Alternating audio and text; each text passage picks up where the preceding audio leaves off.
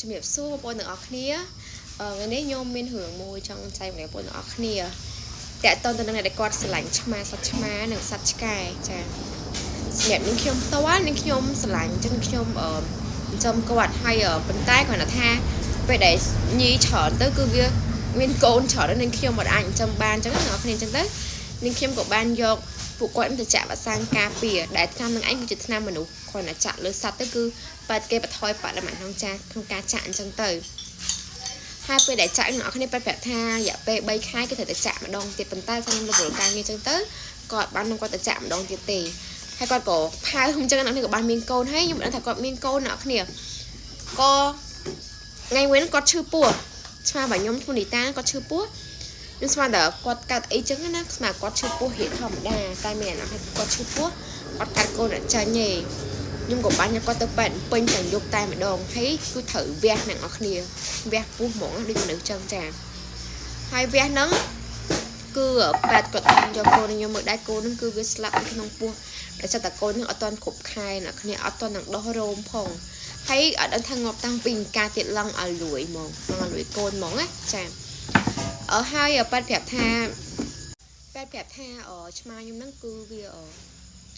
ខូចស្បូនមកចំហៀងអ្នកគ្នាហើយស្បូនមកចំហៀងទៀតហ្នឹងមានកូនឯងតែខ្ញុំមិនដឹងថាវាមានកូនតាំងពីកាលទេហើយធម្មតាឆ្មាពេលដែលចាក់ថ្វាក់សាំងហ្នឹងទៅគឺខូចស្បូនឆ្មាហ្មងអ្នកគ្នាគឺធ្វើឲ្យក្តៅគឺវាខូចហ្មងហើយតាំងពីពេលចាក់ហ្នឹងមកខ្ញុំតាមដានមកទៅមានអារម្មណ៍ថាវាដូចរៀងអត់សូវស្រួលខ្លួនអ្នកគ្នាប៉ះក៏អត់បានដែរដូចឈឺក្នុងខ្លួនណាហើយចាក់ទៅធាត់ទៅខ្ញុំស្មានថាវាធាត់ចឹងតែប៉ិតមែនអ្នកគ្នាវាមានកូនដឹងអញ្ចឹងឆ្មារបស់ខ្ញុំដោយសារខ្ញុំយកវាទៅពេទ្យតន់ពេលវេលាចឹងទៅគឺវាអត់កាត់អីអ្នកគ្នាអាចសង្គ្រោះតន់បានតែបើឆ្មាខ្លះធម្មតាអ្នកអត់សូវឆ្លាញ់អ្នកគ្នាគាត់គ្រាន់តែចំលក្ខណៈធម្មតាចឹងគាត់អត់បាយទៅពេទ្យចឹងទៅគាត់ស្លាប់វាពីច្រើនគឺ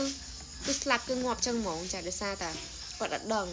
គាត់ចាក់វ៉ាក់សាំងដើម្បីការពារកូនតែបែរជាមានកូនហើយកាយកូនអត់រួចគឺខ្ញុំលឺច្រើនខ្លាំងមែនតើអ្នកគ្នាអាបញ្ហាដែលថាចាក់វ៉ាក់សាំងនឹងហើយមានកូនរួចចឹងអ្នកគ្នាកុំចាក់ល្អជាងតែស្ញអ្នកគ្នាមានពេលវេលាគ្រប់គ្រាន់អាចគាត់យកគាត់ទៅចាក់3ខែម្ដងប៉ុន្តែខ្ញុំគិតថាមិនបាច់ទេអ្នកគ្នាដោយសារឥឡូវបច្ចេកវិទ្យាវាទៅលើចឹងសាមុនមានតែឃ្រាវតែសត្វឈ្មោលឆ្កែឈ្មោលឆ្មាឈ្មោលទេប៉ុន្តែឥឡូវហ្នឹងញីក៏មានឯអ្នកគ្នាហើយតម្លៃអត់អស់ច្រើនអ្នកគ្នាអស់ល្បាក់តែខ្ញុំដឹងល្បាក់ប្រហែលជា30-40រៀលណាក្នុងឆ្មាមួយក្បាលចាហើយអ្នកគ្នាឃ្រាវទៅគឺវាអត់ធ្វើឲ្យឆ្មាហ្នឹងមានបញ្ហាទៅថ្ងៃមុខទេហើយមួយទៀតអ្នកគ្នាគួរតែរើសពេទ្យដែលមានជំនាញផងដែរចាអញ្ចឹងខ្ញុំមានសារ